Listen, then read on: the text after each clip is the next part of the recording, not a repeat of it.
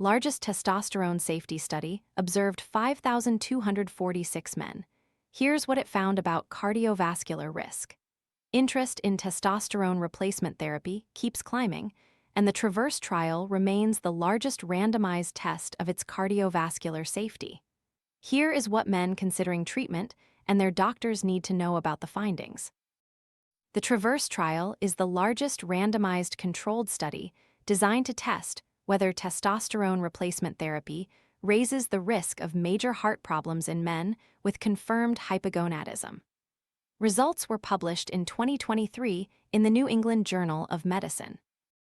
Looking for a premium phone without the premium price?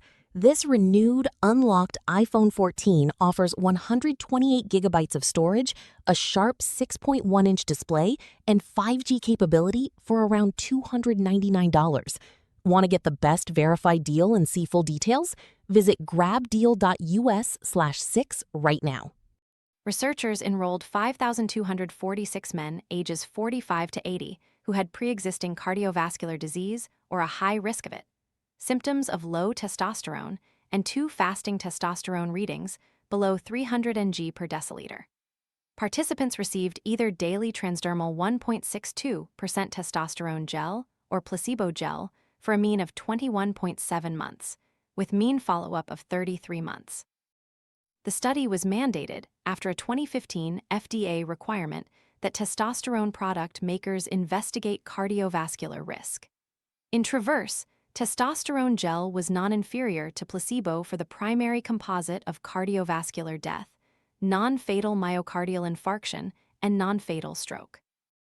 A primary event occurred in 182 patients, 7%, receiving testosterone versus 190 patients, 7.3% on placebo, with a hazard ratio of 0.96 and a 95% confidence interval of 0.78 to 1.17.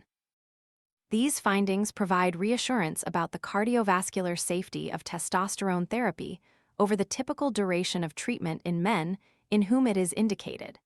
Said co-principal investigator, he noted that years of conflicting evidence from small trials and observational studies had left the question unresolved until TRAVERSE was completed. TRAVERSE enrolled middle-aged and older men with symptoms of hypogonadism who met the same low testosterone threshold used to confirm eligibility, all of whom had pre-existing cardiovascular disease or elevated cardiovascular risk. The researchers stressed the safety findings apply only to men who meet medical criteria for testosterone therapy, not to men obtaining it from low-T clinics or providers who prescribe without a clear clinical indication. This study should not be used as a justification for the widespread prescription of testosterone to aging men, said study chair Stephen Nissen, MD, Chief Academic Officer of Cleveland Clinic's Heart, Vascular, and Thoracic Institute. Even with reassuring cardiovascular findings, TRAVERSE flagged higher rates of atrial fibrillation, acute kidney injury, and pulmonary embolism in the testosterone group compared with placebo. Pulmonary embolism occurred in 0.9% of testosterone patients versus 0.5% of placebo patients. Rassi Wickramassing, MD, PhD, FACC, Chief of Cardiology at Houston Methodist Sugar Land Hospital, told cardiology advisor that he thinks twice before prescribing testosterone in a man with prior venous thromboembolism or a known thrombophilia. He also cited observational data suggesting an increased atrial fibrillation risk of about 27% over 5 years in treated men.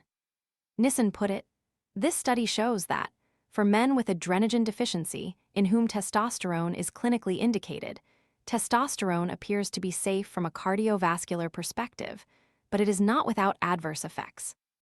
TRAVERSE sets a new baseline for how doctors weigh testosterone therapy in men with hypogonadism, but it does not settle every question about long-term use or specific patient subgroups.